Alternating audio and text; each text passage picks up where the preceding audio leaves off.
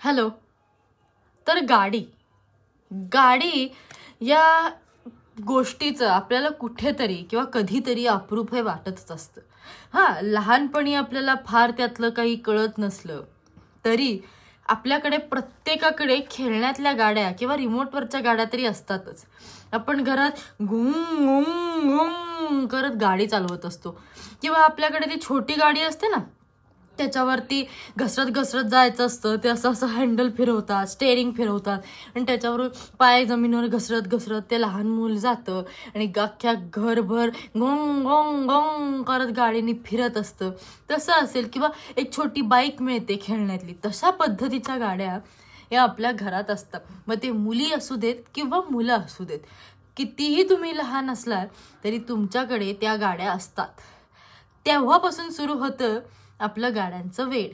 आपल्याला सगळ्यांनाच गाड्यांविषयी प्रचंड काहीतरी वाटतं. मलाच वाटतं म्हणल्यावर तुम्हाला किती वाटत असेल. लहानपणी या गाड्यांसोबत मीही खेळली आहे बरं का.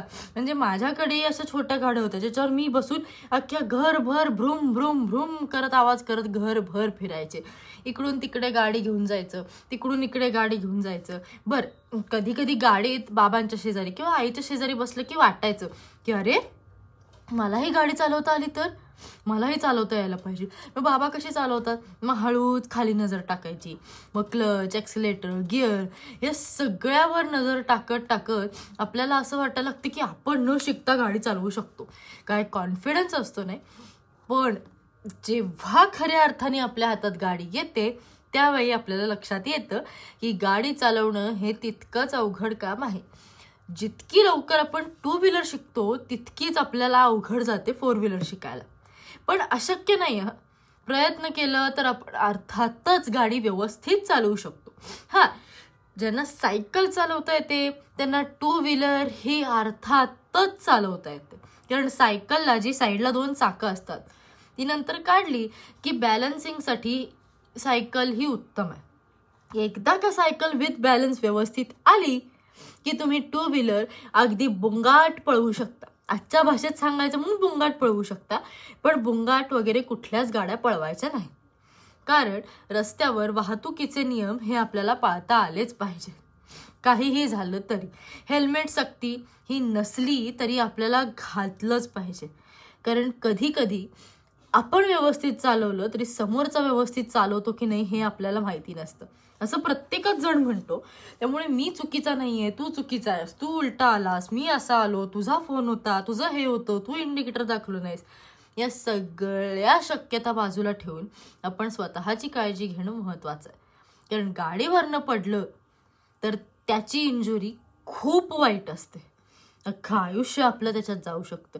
एखादा माणूस मेंदूवरती पडला, डोक्यावर आपटला, काही झालं, आतल्या आत रक्तस्राव झाला तर तो माणूस पॅरालायसिस होऊ शकतो. त्यामुळे कुठल्याही प्रकारे स्वतःच्या जीवाशी खेळ नाही करायचा. तुम्हाला मायकल शूमाकर माहिती आहे का? मायकल शूमाकर एवढा फॉर्म्युला 1चा रेसर असून सुद्धा त्याला कोमात जावं लागलं.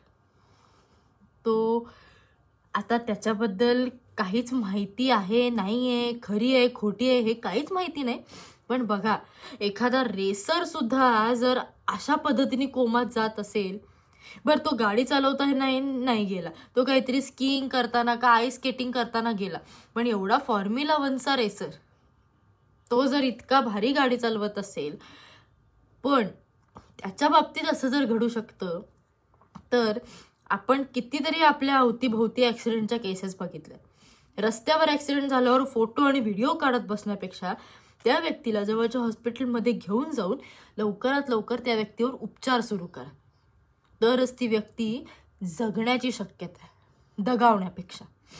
आणि फोटो व्हिडिओ व्हायरल करणं आजकालचं जे ट्रेंड आला आहे तो बंद करून समोरच्याचा आपल्याच घरातला तो कोणीतरी आहे असं समजून जीव वाचवा. त्याच्या घरातल्यांना बरं वाटेल आणि कुठेतरी तुम्हाला त्यांच्या घरातल्यांचे आशीर्वाद मिळतील.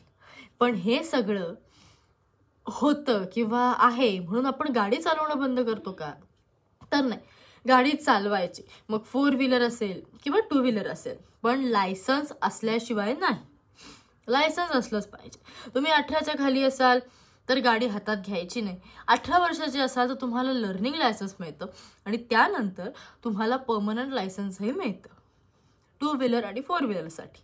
त्यामुळे कधीही सिग्नल तोडायचे नाही, कधीही वाहतुकीचे नियम तोडायचे नाहीत, कधीही डावीकडून ओव्हरटेक करायचं नाही, कधीही अशा पद्धतीने फोनवर बोलत 4 व्हीलर किंवा 2 व्हीलर चालवायची नाही. बाकी सगळे नियम तुम्हाला माहिती आहेत. त्यामुळे सारे नियम तोड दो, नियम पे चलना छोड दो हे वाक्य जरी मी म्हटलं असलं तरी त्याच्या पुढे मी हेही बोलले होते की जिथे गरजेचे आहे तिथे नियम पाळलेच पाहिजे. त्यामुळे वाहतुकीचे, रहदारीचे, रस्त्यावरचे प्रत्येक नियम पाळून आपण छान गाडी चालवू.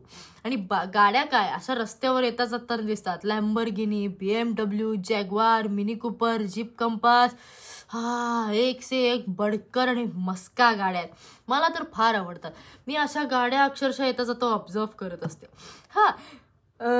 मला असं वाटतं की ही गाडी आपण घ्यावी, पण मी ती मोठी झाले किंवा स्वतः इतकी मोठे झाले, स्वतः इतका पैसा कमवला की मी अशा दारांच्या बाहेर गाड्यांच्या रांगा लावणार. ते माझं स्वप्न आहे. तर गाड्यांबद्दल आपण पुरेसं बोललोय, पण तुम्ही लक्षात ठेवा की गाडी चालवायची, गाडीची मजा घ्यायची, पण नियम पाळून आणि कुठल्याही प्रकारे विदाऊट लायसन्स नाही. बाकी चलती का नाम गाडी. ओके, सो तुम्ही लक्षात ठेवा. आणि गाडी ज्यांना येत असेल त्यांनी बिनधास्त चालवा आणि नसेल येत तर त्यांनी शिकून घ्या, कारण काळाची ती गरज आहे आणि मुलींनी तर पहिल्यांदा. Okay, all the best.